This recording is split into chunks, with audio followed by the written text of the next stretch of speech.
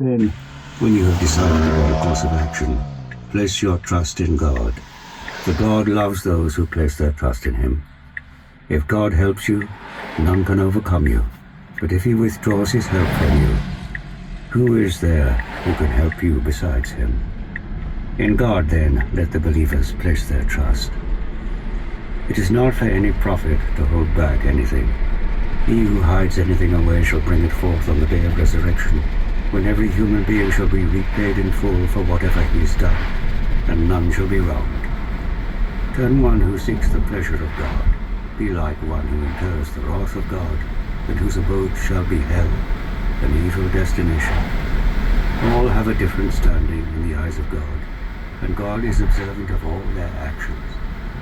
Indeed, God has conferred a great favor on the believers in sending a messenger from among themselves to recite His revelations to them and purify them, and teaches them the book and wisdom, for before that they were surely in manifest error.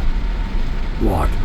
When a misfortune befalls you after you had yourself inflicted twice as heavy losses, you say, "How has this come about?" Say, "It was your own fault." Truly, God has the power to will anything.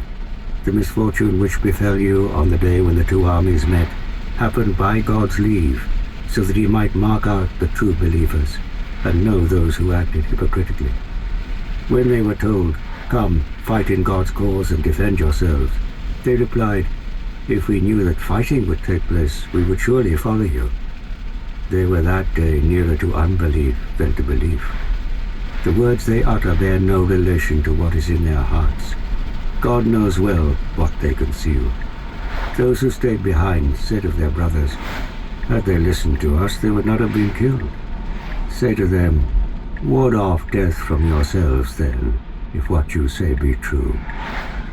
Do not think of those who have been killed in God's cause as dead. They are alive and well provided for by their Lord.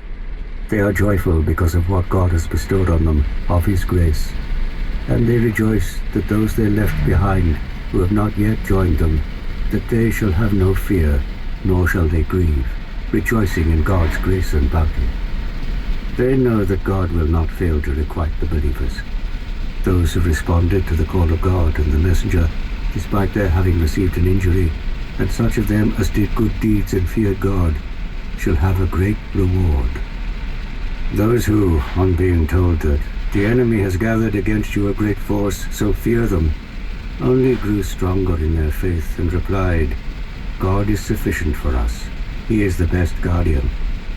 They returned home with God's favor and blessings, without having been touched by evil, for they pursued God's pleasure, and God's bounty is infinite. It is Satan who instills fear into you of his followers. Do not fear them, but fear me, if you are true believers. And let not those grieve you who vie with one another in denying the truth. They cannot harm God in the least. It is God's will that they will have no share in the life to come. A severe punishment awaits them. Those who have bought a denial of truth at the price of faith can in no way harm God. Painful punishment awaits them. Let not those who deny the truth think that our granting them respite is good for them. Our granting them respite will only cause them to increase in disobedience. Shameful punishment awaits them. On no account will God leave the believers in the condition in which they are now until He separates the evil from the good. Nor will God reveal to you the unseen. But God chooses those of His messengers whom He will. Therefore, believe in God and His messengers, for if you have faith and guard yourselves against evil, you shall have a great reward. Let not those who are niggardly with what God has granted them out of His bounty think that it is good for them. Indeed, it is evil for them. What they are niggardly about shall be hung about their necks like a collar on the day of resurrection. It is God who will inherit the heavens and the earth. God is aware of all that you do. God has indeed heard the words of those who said, "Behold, God is poor while we are rich."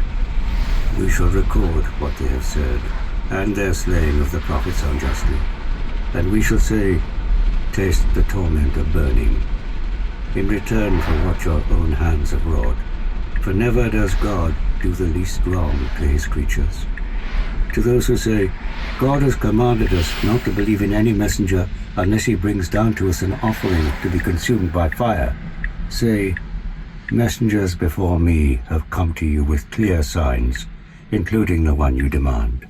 Why did you kill them if you are telling the truth? If they deny you, so have other messengers been denied before you, who came with clear signs, scriptures, and enlightening book. Every human being is bound to taste death, and you shall receive your rewards in full on the day of resurrection. He who is kept away from the fire and is admitted to paradise